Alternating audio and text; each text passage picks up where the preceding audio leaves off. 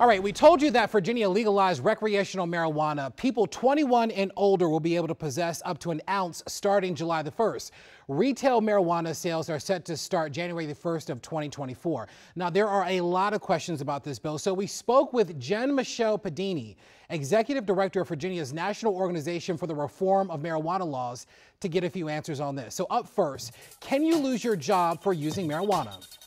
While Virginia did pass this year some employment protections for registered medical cannabis patients, that won't extend to adult use.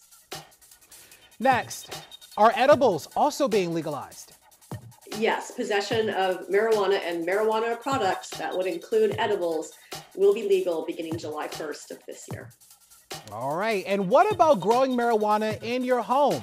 Is that adults 21 and older are able to cultivate up to 4 plants per household for personal use starting on July 1st. All right, and just to be absolutely clear about that, Jenn says that's 4 plants per household, not per person in the household. If you have additional questions that you would like to answer, send them all our way. Text us 202-895-5599.